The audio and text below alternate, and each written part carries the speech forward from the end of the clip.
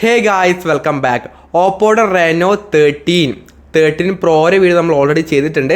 കാണണമെന്നുണ്ടെങ്കിൽ പോയിട്ട് കാണാം, previous videos check ചെയ്താൽ മാത്രം മതി. അപ്പം ഇതിന് 13 പറ്റിയാണ്. 13 എന്ന് പറയുന്നത് ഒരു ഓഫ്ലൈൻ സീരീസ് ഫോൺ, അല്ലെങ്കിൽ റെനോ 13 സീരീസ് എന്നൊക്കെ പറയുന്നത് ഒരു മെയിനായിട്ട് ഓഫ്ലൈൻ സീരീസ് ആയിട്ടുള്ള മോഡലാണ്. അപ്പം ഈ ഒരു ഫോൺ രണ്ട് വേരിയൻ്റായിട്ടാണ് വരുന്നത്. ഒന്ന് ബേസ് മോഡൽ 8GB 128GB, ഇതിൻ്റെ പ്രൈസ് 37,999 ആണ്, 38,000 രൂപയാണ്. ഹയർ വേരിയൻ്റ് 8GB 256GB ആണ്, ഇതിൻ്റെ പ്രൈസ് 39,999 ആയിട്ടാണ് വരുന്നത്. 38,000 രൂപയും 40,000 രൂപയാണ് ഇതിൻ്റെ പ്രൈസ് പോയിൻറ്റ്. ആ ഒരു പ്രൈസ് വെച്ച് ഈ ഒരു ഫോണിൻ്റെ ഡിസൈൻ 13 പ്രോയിൽ ഉണ്ടായ ആ ഒരു എക്സാക്റ്റ് ഡിസൈൻ തന്നെയാണ് ഇതിനും വരുന്നത്. ഞാൻ അതിലും പറഞ്ഞിട്ടുണ്ടായിരുന്നു, അതായത് കഴിഞ്ഞ റെനോ 12 സീരീസായിട്ട് കമ്പയർ ചെയ്യുന്ന സമയത്ത് എനിക്ക് ഈ ഡിസൈനാണ് പേഴ്സണലി ഒരുപാട് ഇഷ്ടപ്പെട്ടത്. കാരണം അത്യാവശ്യം നല്ല രസമൊക്കെ ഉണ്ട്. ഗ്ലാസ് ബാക്ക് ആയിട്ടാണ് വരുന്നത്, അലുമിനിയം ഫ്രെയിം കൊടുത്തിട്ടുണ്ട്, 181 ഗ്രാം വെയിറ്റും 7.2 mm തിക്നെസ് ഒക്കെ തന്നെ വരുന്നുണ്ട്. അത്യാവശ്യം നല്ല നൈസ് ലുക്കിങ്ങും ലൈറ്റ് വെയ്റ്റ് ആയിട്ടുള്ള ഒരു ഗംഭീര ഡിസൈനും ബിൽഡ് ക്വാളിറ്റിയും ഈ ഒരു ഫോണിന് വരുന്നുണ്ട്. ബാക്കിലെ ഗ്ലാസ് ഏത് പ്രൊട്ടക്ഷൻ ആണെന്ന് അവർ എടുത്ത് പറയുന്നില്ല. എന്നാലും ഡിസൈൻ വൈസ് ഒക്കെ പറയുകയാണെങ്കിൽ ആബ്സലൂട്ട്ലി ഗുഡ് ഡിസൈൻ ഈ ഒരു ഫോൺ എന്തായാലും കൊടുത്തിട്ടുണ്ട്. പിന്നെ IP69 IP റേറ്റിംഗ് ഒക്കെ തന്നെ കൊടുത്തിട്ടുണ്ട്, അതും ദി പെർഫെക്റ്റ് ലെവൽ തന്നെ വരുന്നുണ്ട്. അപ്പോൾ ഡിസൈൻ വൈസ് നമുക്കങ്ങനെ കുറ്റോ കുറവോ ഒന്നും പറയാനില്ല. ഓപ്പോ ആയിട്ട് പോലും ബെസ്റ്റ് ലെവൽ തന്നെ ഓപ്പോ ഈ ഫോൺ പ്രൊവൈഡ് ചെയ്യുന്നുണ്ട്. ദെൻ രണ്ട് കളേഴ്സിലാണ് ഈ ഒരു ഫോൺ വരുന്നത്. ഒരു വൈറ്റും വരുന്നുണ്ട്, ഒരു ബ്ലൂ കളർ കൂടെ വരുന്നുണ്ട്. രണ്ടും അത്യാവശ്യം നല്ല നൈസ് ലുക്കിംഗ് ആയിട്ടുള്ള കളേഴ്സ് തന്നെയാണ്. ദെൻ ഇതിൻ്റെ ഡിസ്പ്ലേ ആണ് 6.59 ഇഞ്ച് വരുന്ന 1.5K റെസൊല്യൂഷനുള്ളൊരു അമോലഡ് 120 ഹെർട്സിൻ്റെ ഡിസ്പ്ലേ ആണ് വരുന്നത്. 1200 നിറ്റ്സിൻ്റെ ഹൈ ബ്രൈറ്റ്നസ് ഒക്കെ തന്നെ വരുന്നുണ്ട്. ഫ്ലാറ്റ് ആയിട്ട് ഡിസ്പ്ലേ ആണ്, കർവ്ഡോ കൂടോ കാര്യങ്ങളൊന്നും വരുന്നില്ല. പിന്നീട് ഒപ്റ്റിക്കലായിട്ടുള്ള ഫിംഗർ പ്രിൻറ്റ് സ്കാനറാണ് കൊടുത്തുള്ളത്. ഡിസ്പ്ലേ വൈസും അങ്ങനെ തന്നെയാണ് ഈ ഒരു പ്രൈസ് പോയിൻറ്റിലെ ബെസ്റ്റ് ഇൻ ക്ലാസ് ആയിട്ടുള്ള ഡിസ്പ്ലേ സെറ്റപ്പ് ഈ ഒരു ഫോണിന് വരുന്നുണ്ട്. അതിലും നമുക്ക് കുറ്റോ കുറവോ ഒന്നും പറയാനില്ല. ഇത് ഓപ്പോയുടെ റെനോ സീരീസിൽ വരുന്ന ഫോണായിട്ട് പോലും നല്ല ഡിസ്പ്ലേ ഡിപ്പാർട്ട്മെൻറ്റ് ഈ ഒരു ഫോണിന് വരുന്നുണ്ട്. സോ ആ കാര്യം പെർഫെക്റ്റ്. ദെൻ ഇതിൻ്റെ ക്യാമറയാണ്. Primary camera 50 MB primary camera വരുന്നുണ്ട്. അത് സോണിയുടെ LYT600 എന്ന സെൻസറാണ് കൊടുത്തിട്ടുള്ളത്. Secondary camera 8 MB ultra wide വരുന്നുണ്ട്. തേർഡ് ക്യാമറ 2 MB ഡെപ്ത് സെൻസറാണ് റിയറിൽ വരുന്നത്. റിയർ ക്യാമറയിൽ 4K ആയിട്ട് 60 FPS വീഡിയോസ് ഒക്കെ തന്നെ ഷൂട്ട് ചെയ്യാൻ വേണ്ടി പറ്റുന്നുണ്ട്. സെൽഫി ക്യാമറ ആണെങ്കിൽ 50 MB സെൽഫി ക്യാമറ വരുന്നുണ്ട്. അതിലും 4K ആയിട്ട് 60 FPS വീഡിയോസും ഷൂട്ട് ചെയ്യാൻ വേണ്ടി പറ്റും. അത്യാവശ്യം നല്ലൊരു ക്യാമറ ഡിപ്പാർട്ട്മെൻറ്റ് എന്തായാലും ഇതിന് വരുന്നുണ്ട്. ബട്ട് നിങ്ങൾ ക്യാമറ റിവ്യൂസും കാര്യങ്ങളൊക്കെ പ്രോപ്പറായിട്ട് നോക്കിയിട്ട് മാത്രം പോയിട്ട് വാങ്ങാം. അതാണ് ക്യാമറ കാര്യത്തിൽ അതാണ് പറയാനുള്ളത്. വേറെ ടെലിഫോട്ടോ അങ്ങനത്തെ കാര്യങ്ങളൊന്നുമില്ല. ഒരു അൾട്രാ വൈഡ് മാത്രമേ ഇതിന് സെക്കൻഡറി ആയിട്ട് വരുന്നുള്ളൂ. ബട്ട് നല്ല ക്യാമറ ആയിരിക്കും എന്ന് പ്രതീക്ഷിക്കുന്നുണ്ട്.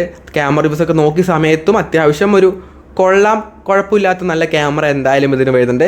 ബട്ട് നിങ്ങൾ കൂടി ക്യാമറ റിവ്യൂസ് വാങ്ങുന്നുണ്ടെങ്കിൽ ക്യാമറ റിവ്യൂസ് പ്രോപ്പറായിട്ട്, അത് ഏത് ഫോണാണെങ്കിലും പ്രോപ്പറായിട്ട് നോക്കിയിട്ട് മാത്രം വാങ്ങാം.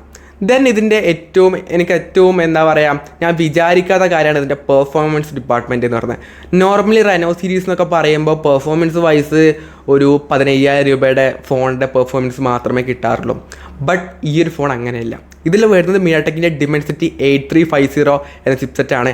ആൻഡ് സ്കോർ ഒക്കെ പറയുകയാണെങ്കിൽ അറൗണ്ട് ഒരു 30 lakhs വരുന്നുണ്ട്. അതായത് കഴിഞ്ഞ വർഷമാണെങ്കിൽ എനിക്ക് തോന്നുന്നു Dimensity 7300 ചിപ്സെറ്റാണ് വരുന്നത്. അതായത് ഇപ്പോൾ ഉള്ള CMF ഫോൺ 1ലും റിയൽമി നാസോ ടർബോയിലൊക്കെ യൂസ് ചെയ്ത ചിപ്സെറ്റില്ലേ 50K റേഞ്ചിൽ, ആ ഒരു ചിപ്സെറ്റാണ് ഈ പറഞ്ഞ 50,000 രൂപ. 13 പ്രോക്കും ഇതേ സെയിം ചിപ്സെറ്റാണ് വരുന്നത്. അപ്പം ആ റേഞ്ചിൽ ചിപ്സെറ്റായിരുന്നു കഴിഞ്ഞ വർഷം ഉണ്ടായത്. അപ്പം ഇപ്രാവശ്യം പെർഫോമൻസ് വൈസ് ഭയങ്കര അധികം ഇമ്പ്രൂവ്മെൻറ്റ് ഓപ്പോ ചെയ്തിട്ടുണ്ട്. So it's good. Reno series എന്നൊരു ഓഫ്ലൈൻ സീരീസ് ഫോണായിട്ട് പോലും performance wise this is a good phone. ഈ റേഞ്ചിലെ ബെസ്റ്റ് ഫോണാണെന്ന് ഞാൻ പറയുന്നില്ല, ബട്ട് എന്നാലും നല്ലൊരു പെർഫോമൻസ് എന്തായാലും ഇതിൽ നിന്ന് കിട്ടുന്നതായിരിക്കും. പഴയത് നമ്മൊരു ഡീസൻ്റ് ഒരു ആവറേജ് പെർഫോമൻസ് മാത്രമേ നമ്മൾ പറയാറുള്ളൂ. പക്ഷേ ഇത് ഈ ഒരു പ്രൈസ് സെഗ്മെൻറ്റിൽ നല്ല പെർഫോമൻസ് എന്തായാലും ഇതിൽ കിട്ടുന്നുണ്ട്. LPDDR4X റാമാണ് യൂസ് ചെയ്തിട്ടുള്ളത്. UFS 3.1 സ്റ്റോറേജ് ആണ്. അതൊന്നും വലിയ കുഴപ്പമൊന്നും പറയാനില്ല. എന്നാലും ഇവന്മാർ ആ ചിപ്സെറ്റ് മാറ്റിയ ഉടനെ നല്ല വലിയ കാര്യമാണ്. പിന്നെ കളർ വൈസ് 15 ആയിട്ടാണ് വരുന്നത്. ബേസ്ഡ് ഓൺ Android 15 ആണ്. കളറോസ് അത്യാവശ്യം നല്ല ഫാസ്റ്റ് ആൻഡ് ഫ്യൂരിയസ് ആയിട്ടുള്ള UI ആയിട്ട് ഇപ്പോൾ മാറിയിട്ടുണ്ട്. പിന്നീട് അത്യാവശ്യം പ്ലോട്ട് വൈസ് ഒക്കെ ഉണ്ട് കേട്ടോ, അതിനൊന്നും കുറവും കാര്യങ്ങളൊന്നുമില്ല. 3 വർഷത്തേക്കുള്ള അനോഡ് അപ്ഡേറ്റും 4 വർഷത്തേക്കുള്ള സെക്യൂരിറ്റി അപ്ഡേറ്റും ഇവിടെ ഓപ്പോ പ്രൊവൈഡ് ചെയ്യുന്നുണ്ട്.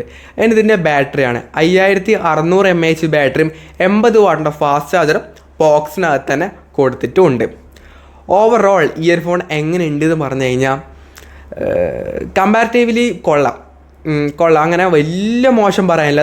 റെനോ സീരീസ് ആയിട്ട് പോലും ഇത് കൊള്ളാമെന്നാണ് ഞാൻ പറയുന്നത്. കാരണം design wise it's a good design ഇതിന് പ്രൊവൈഡ് ചെയ്യുന്നുണ്ട്. ഡിസ്പ്ലേ വൈസും it's a good display. Performance വൈസും നല്ല പെർഫോമൻസ് വരുന്നുണ്ട്. ക്യാമറ വൈസും അത്യാവശ്യം നല്ല ക്യാമറ വരുന്നുണ്ട്. നല്ല ബാറ്ററി, ഫാസ്റ്റ് ചാർജർ എല്ലാം വരുന്നുണ്ട്. ഇതെല്ലാം നല്ലതാണ്. ഈ ഒരു റേഞ്ചിലെ വൺ ഓഫ് ദി ബെസ്റ്റ് ആണെന്ന് ഞാൻ എവിടെയും പറയുന്നില്ല. എല്ലാം കൊള്ളാമെന്ന് ഞാൻ പറയുന്നല്ലോ. അതായത് ഇപ്പോൾ നിങ്ങൾ അധിക പേരും ഈ ഓഫ്ലൈനിൽ നിന്നൊക്കെ ഫോൺ വാങ്ങുന്ന സമയത്ത് ഈ പ്രോപ്പറായിട്ടുള്ള റിവ്യൂസ് കാര്യങ്ങളൊന്നും നോക്കാതെ പെട്ടെന്ന് എന്നാൽ പിന്നെ ഒരു ഫോൺ വാങ്ങിക്കാമെന്ന് പറഞ്ഞിട്ട് ഫോൺ വാങ്ങാൻ വേണ്ടി പോകുന്നവരാണ് ഒട്ടുമിക്ക പേരും. അതുകൊണ്ട് തന്നെ പിന്നെ അവർ വന്നിട്ട് പറയും, ഓ ബ്രോ ആ ഒരു ഫോൺ ഉണ്ടായിരുന്നില്ല, അത് വാങ്ങായിരുന്നു, ഇപ്പോൾ പെട്ടുപോയൊരവസ്ഥയാണ്, ഇതിലാണെങ്കിൽ ഒന്നും ചെയ്യാനും പറ്റുന്നില്ല എന്നൊക്കെ പറയുന്നവരാണ്. അല്ലെങ്കിൽ EMI ഒക്കെ എടുത്തിട്ടാണ് ഫോൺ വാങ്ങിയത്, ഇനിയിപ്പം ഒരു കൊല്ലം ഇത് തീരുന്ന വരെ ഇതിൻ്റെ പുറകെ ആയിരിക്കും എന്നാണ് പറയുന്നത്. അപ്പോൾ അതുകൊണ്ട് തന്നെ നിങ്ങൾ ഓഫ്ലൈൻ ആണെങ്കിലും ഓൺലൈൻ ആണെങ്കിലും റിവ്യൂസൊക്കെ നോക്കിയിട്ട് നിങ്ങൾക്ക് ഇഷ്ടപ്പെട്ട മാത്രം പോയിട്ട് വാങ്ങാം. വെറുതെ ഈ ചെരുപ്പൊക്കെ വാങ്ങാൻ വേണ്ടി പോകുന്ന പോലെ പെട്ടെന്ന് തൊട്ട് അന്ന് പിന്നെ ഇതെടുത്തോ എന്ന് പോയിട്ടൊന്നും വാങ്ങേണ്ട സാധനമല്ല ഫോണെന്ന് പറഞ്ഞത്. അതൊക്കെ വാങ്ങിക്കോ. ഒരു 10K താഴെ വരുന്ന ഫോൺസൊക്കെ നിങ്ങൾക്ക് ആ റേഞ്ചിൽ വാങ്ങിയാലും കുഴപ്പമൊന്നുമില്ല. കാരണം ഒട്ടുമിക്ക എല്ലാ ഫോണിലും ഒരു എന്താ പറയുക ബേസിക് എല്ലാത്തിനും ഒരുപോലുള്ള സ്പെസിഫിക്കേഷൻസ് ഒക്കെ ആയിരിക്കും ഉണ്ടാകുന്നത്. പക്ഷേ അതിൻ്റെ മേലേക്ക് പോകുന്ന സമയത്ത് നിങ്ങൾ എല്ലാ കമ്പാരിസൺ വീഡിയോസും ടോപ്പായിട്ടുള്ള ഫോൺസൊക്കെ തന്നെ റിസർച്ചൊക്കെ ചെയ്തിട്ട് മാത്രം പോയിട്ട് വാങ്ങാം. അല്ലെങ്കിൽ ആരെങ്കിലും അറിയുന്ന ആൾക്കാരോടൊക്കെ പോയി ചോദിക്കാം ഏതാണ് നല്ല ഫോൺ എന്നൊക്കെ ഉള്ളത്. അല്ലാതെ വെറുതെ പോയിട്ട് ഈ ഫോൺ എടുത്തോ എന്നൊക്കെ പറഞ്ഞിട്ട് വാങ്ങി വെറുതെ പെട്ട് പോകണ്ട. കാരണം എന്തായാലും 2-3 വർഷമൊക്കെ യൂസ് ചെയ്യാനുള്ള സാധനമാണ്. പിന്നെ വാങ്ങിയ വാടേ ഇതാണെങ്കിൽ പിന്നെ മാറ്റാൻ വേണ്ടി തോന്നും. അതുകൊണ്ട് നിങ്ങൾ പ്രോപ്പറായിട്ടെല്ലാം നോക്കിയിട്ട് മാത്രം വാങ്ങാം. അപ്പം ഗൈസ്, അപ്പോൾ ഇത്രയേ ഉള്ളൂ. വീഡിയോ പറ്റിയുള്ള അഭിപ്രായം എന്തായാലും താഴെ കമൻറ്റ് ചെയ്യാം. ഈ ഒരു വീഡിയോ യൂസ്ഫുൾ ആണെങ്കിൽ ലൈക്ക് ചെയ്യുക, ഷെയർ ചെയ്യുക, സബ്സ്ക്രൈബ് ചെയ്യുക. So it's fun Abhinav signing off. By.